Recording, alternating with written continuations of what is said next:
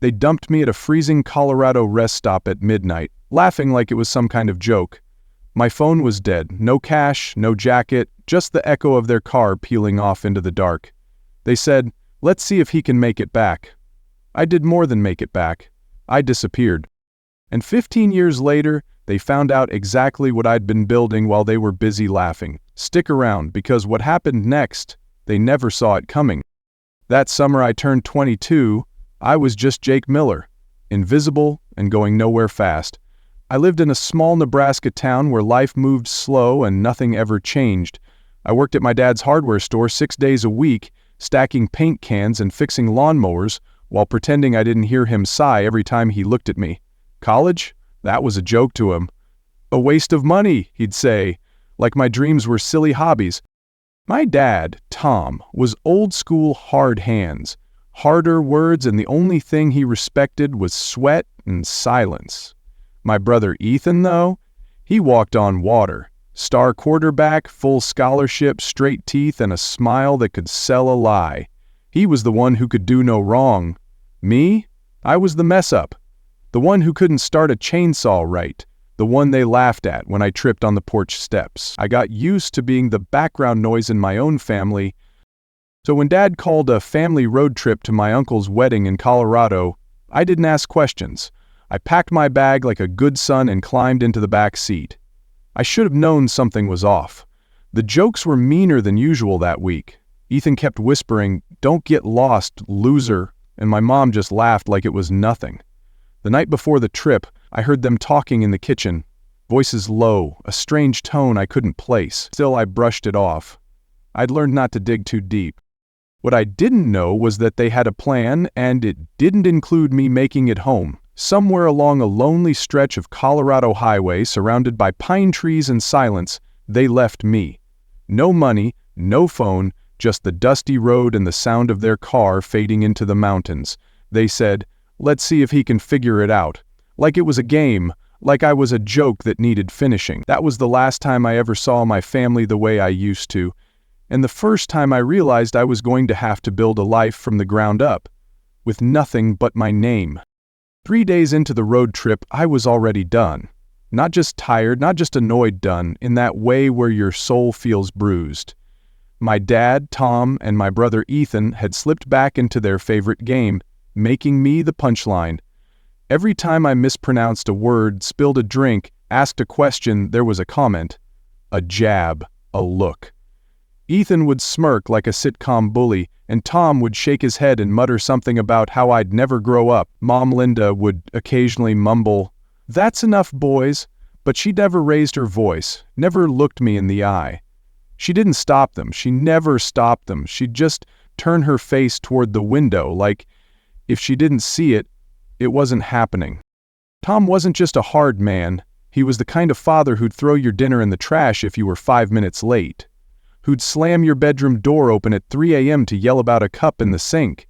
Who'd grab your backpack and dump it out if he thought you were hiding something. He'd been calling me useless since I was old enough to ride a bike, and even then I wasn't allowed to fall without being told how embarrassing it looked. Ethan copied him like a shadow, always pushing it one step further to earn a pat on the back or a laugh, and for most of my life, I stayed quiet. I thought maybe if I kept my head down, they'd eventually run out of steam, that maybe Mom would one day choose me, speak up for real. She never did. On the third day, we pulled off the highway into a nowhere kind of rest stop somewhere in Colorado, one of those places with cracked pavement, a sagging bathroom roof, and nothing but dry grass and distant blue hills for miles. I was half asleep in the back of our old blue SUV, the seatbelt digging into my shoulder, my phone plugged in and my wallet under the seat. I figured we were just stretching our legs. I wore my favorite old Nirvana shirt, the one with a small hole under the collar, faded jeans, and my beat-up black Converse that had walked me through more bad days than good ones. I didn't even think to grab anything when I stepped out. The bathroom smelled like old bleach and trucker cologne. I was gone maybe 10 minutes, just long enough to splash water on my face and breathe. When I stepped back out into the blinding sun, I squinted toward the lot and froze. The SUV was gone. At first I thought they'd just moved it to mess with me, Tom loved that kind of humor, and Ethan was always quick to play along. I checked every corner of that rest stop, pacing in circles like some fool in a bad movie.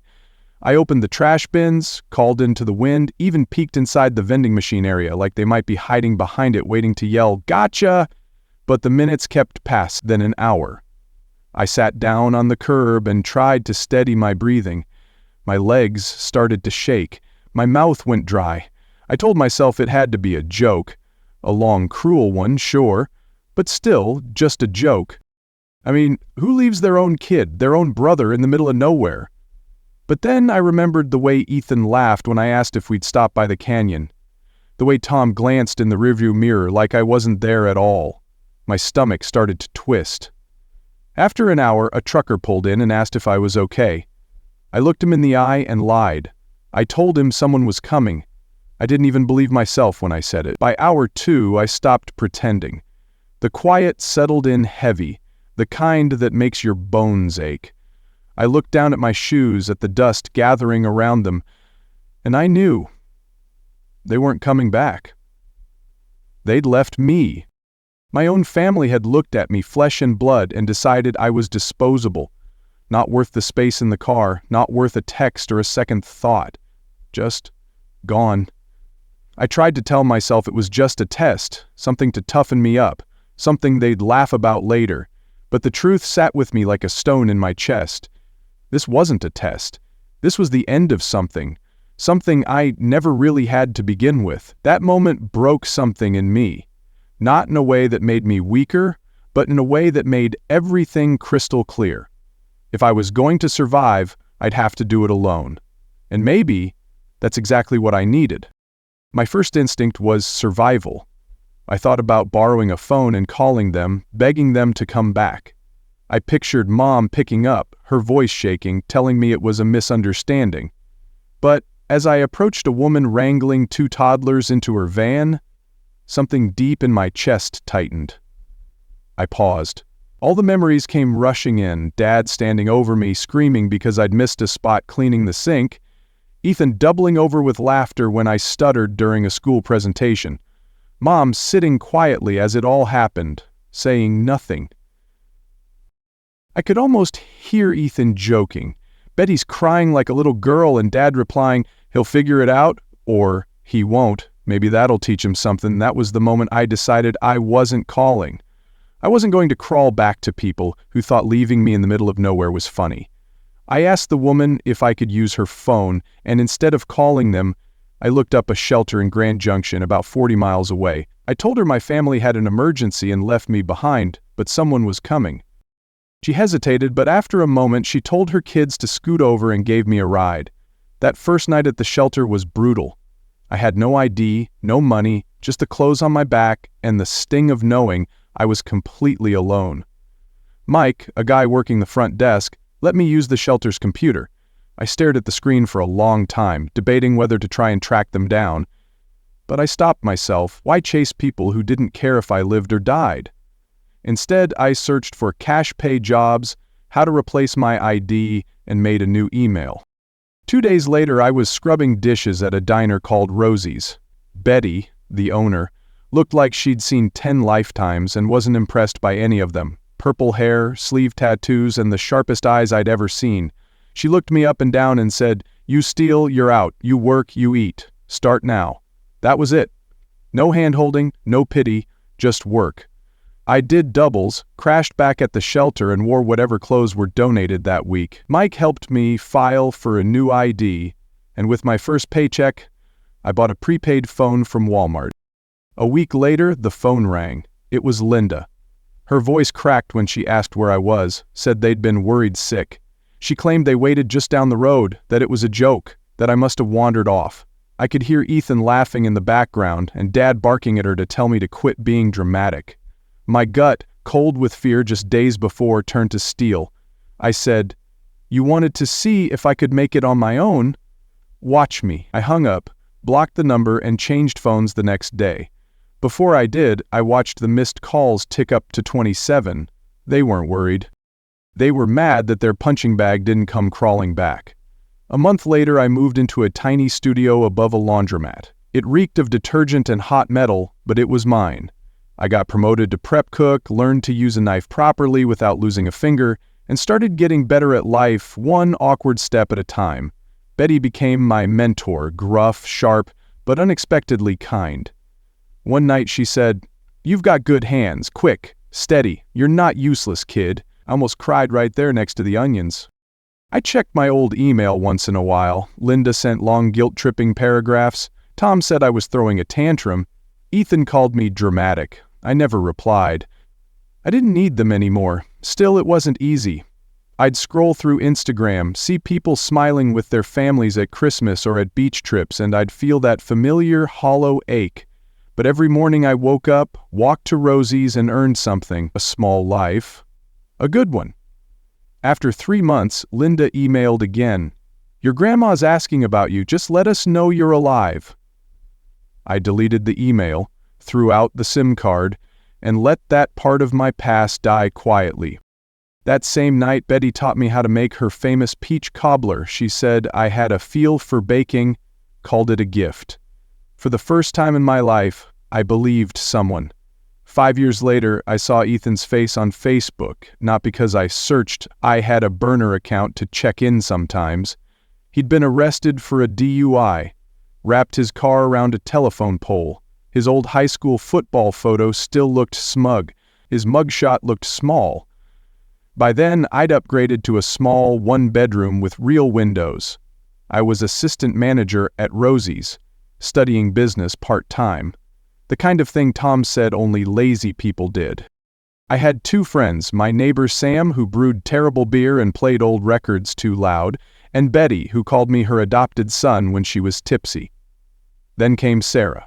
She came into Rosie's every week, always ordered the Denver omelet with no tomatoes and an extra coffee, always lost in her med school books. I started timing how long she'd zone out with her fork in the air. One day I said, "Record 7 minutes." She blinked, laughed, and said my name tag was spelled wrong. It wasn't, but I started changing it every shift. Jace, Jake, whatever made her laugh. We went on a not a day that turned into a real date. 6 months later, she moved in. A year later, we got a 2-bedroom with a working toilet and no neighbors who screamed at 2 a.m. I kept tabs on my family. Tom's hardware store collapsed after a Home Depot opened nearby. Ethan floated from job to job, posting vague quotes about haters. Linda uploaded throwback photos with captions like "my boys," but never mentioned me. 3 years in, Betty asked me to run a second Rosie's across town. I almost said no. I thought it was a trick. Heard Dad's voice in my head telling me I wasn't good enough. But Sarah and Sam said I was ready. We opened Rosie's East 6 months later. My menu, my team, my name on the wall. I worked too much, fought with Sarah about hours, lost weight, but it worked. People came back for my food. 4 years after they left me, I paid off part of Sarah's student loans. She cried so hard I thought something was wrong. I'd never felt more like a man. Then came the message about Grandma Ellie. She'd passed. She was the only one who ever slipped me cash behind Tom's back.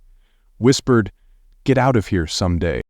I almost went to her funeral, but Sarah looked me in the eyes and said, "They can't take what you don't give." I sent flowers. Signed the card, Jake. No return address. Linda posted cryptic guilt trips online. Ethan made dumb comments about prodigal sons, and Tom, he said nothing. Then Uncle Dan messaged me from a burner account. I blocked it, had a panic attack, changed my passwords. Sarah sat with me that night, her arms around me, whispering, "They don't get to touch you anymore." On the 5th anniversary of the day they left me at that rest stop, I married Sarah in a state park, surrounded by people who actually loved me. Sam was my best man. Betty made the cake. Sarah's dad gave a speech that was so corny it made me cry. A week later, Tom posted on a community page, asking if anyone had seen me, said it was a family emergency. But it wasn't. Their house was in foreclosure, Linda had medical bills, Ethan got another DUI. They didn't miss me, they needed me. For the first time in my life, I read that and smiled, not out of revenge, not out of pride, But because I didn't feel anything at all, I had finally built something they couldn't touch. 15 years after that rest stop in Colorado, life had become quiet in a good way. Sarah and I had built something solid, something ours. She was working part-time as a doctor at a community clinic, always home in time to help with bedtime stories. We had 2 kids, Lily, 7, who thought glitter was a personality trait, and Max, 4, who wore his Spider-Man costume like it was a second skin. We had a small 4-bedroom house with a messy backyard where my tomatoes never really thrived but kept growing out of spite. Rosie's had grown too, 3 locations now, and I managed them all, stepping into the kitchen only when someone called in sick. Betty had mostly retired, though she still popped in to criticize the new staff and complain about how no one made crust right anymore. I rarely thought about the past. Twice a year, maybe, I'd check an old burner account to see if Ethan had gotten arrested again, or if Tom had finally shut down the hardware store, but mostly, I was free. Until I got a LinkedIn notification, Ethan had viewed my profile 27 times in a single day. My hands went cold. I told Sarah that night, folding laundry while some crime show played in the background. She paused, looked at me, and asked gently, "Are you okay?" I nodded, but I wasn't. Tom's voice came back like a ghost, calling me a failure. 3 days later, at Rosie's East, one of the servers came to me and said, "Hey, there's a family here asking for you." I assumed it was Sarah's parents. It wasn't. It was them. Tom looked smaller, older, like life had chipped away at him until nothing strong was left. Linda's hair was fried from bad dye, and her face was tight, pulled in on itself. Ethan looked like a bitter version of Dad in his 40s, too loud for the room. His new wife, Mia, stood behind them, uncomfortable. The lunch crowd died down, and my heart was thudding in my ears. I had imagined this moment 1,000 times, what I'd say, what I'd scream, if I'd cry, or laugh, or walk away. None of those things happened. I seated them at a back booth, brought them water, and just waited. Linda started, talking over Ethan and Tom, saying they saw an article about me in a local magazine, a feature on small business owners. They claimed they'd been trying to reach me, that they'd called my old number 107 times. Tom jumped in, saying I'd misunderstood everything all those years ago. Ethan grinned like we were old buddies catching up. Mia didn't speak. I listened and said nothing, watching Tom glance around the restaurant like he was sizing it up. Linda's hands shaking around her glass, Ethan's smile faltering. When they stopped talking, I asked one question: why now? And the truth spilled out. Tom had heart problems and no insurance. They were losing their house again. Ethan had lost money in some crypto scam, and Linda needed surgery. They weren't here because they missed me. They needed something. Money. I didn't feel rage, just a cold sense of distance. These people who had once towered over my life now looked so small. I told them to come to dinner that night. Sarah asked if I wanted her to take the kids somewhere. I told her no, I wanted them there. I wanted my family to meet my real family. Dinner was my own version of chicken enchiladas. Lily messed up the table setting, Sarah fixed it. Max wore his Spider-Man mask and insisted we call him Peter. When the doorbell rang, my hands were shaking. Sarah touched my back and said, "I've got you." Tom called Sarah Karen by accident. Linda cried over seeing the kids, which made Max hide behind the couch.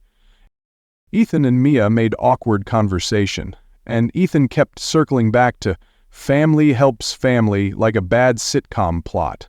After dinner, Sarah took the kids upstairs. I sat down with the 3 of them and let them talk again.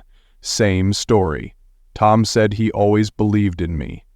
Linda said it was all a big misunderstanding. Ethan asked for a loan.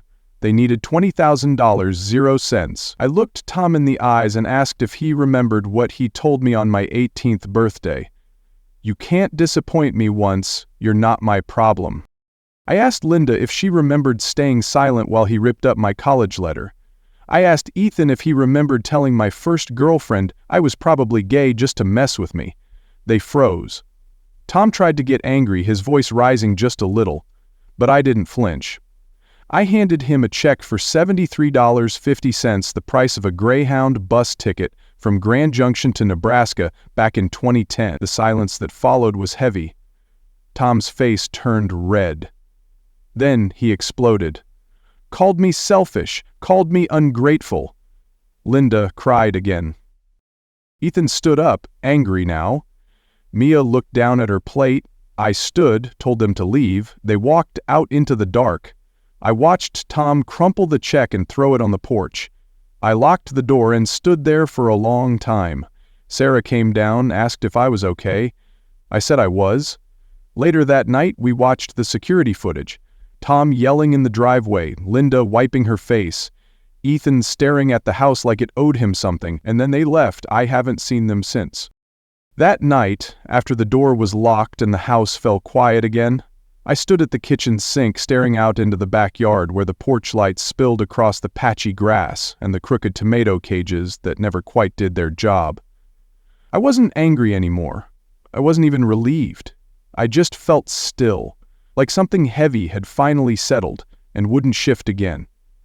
That's when it really hit me. Revenge isn't some big dramatic thing. It's not yelling or slamming doors or proving a point in some grand, satisfying way. Revenge isn't what you do. It's what you live. Every ordinary morning where Max runs into our room with bedhead and sticky hands, every late night with Sarah curled against me on the couch after the kids are asleep and the dishwasher hums in the background, every Sunday when Lily paints rocks in the backyard and asks if they're good enough to sell. That's the win. That's the life I carved out of nothing, and they can't take any of it from me. I never went back to Nebraska, not even for a visit. I haven't seen the old house or the hardware store or the street where I used to ride my bike, trying to get home before Tom noticed I was late. And I don't need to. Because home isn't where you come from, it's where you choose to stay. It's the people who show up for you every day, not the ones who left you behind on purpose. It's in the quiet ways people love you, not in the loud ways they apologize too late. I built a home out of things that are real. Laughter, safety, trust. It's not fancy. Our couch has crumbs in it. Our dog sheds too much. Sarah and I fight sometimes about the laundry or how many cups Max leaves half-eaten around the house, but it's real, it's ours, and it's more than I ever thought I'd get when I stood in that parking lot in Colorado, watching my family disappear into the dust. They thought it would be funny. They thought I'd beg. They thought I'd fail. But here I am, years later, standing in a kitchen, filled with warmth and noise and love, knowing I made it, not out of spite, not to prove them wrong, just because I deserved better and finally believed it. I used to think the worst thing that ever happened to me was being left behind. But now I see it for what it was. The beginning of everything that matters. If this story stayed with you, leave a comment and tell me what part hit you the hardest. And if you want more real stories that actually mean something, go ahead and hit subscribe. Sometimes the best revenge isn't proving them wrong. It's living a life so full they can't touch it.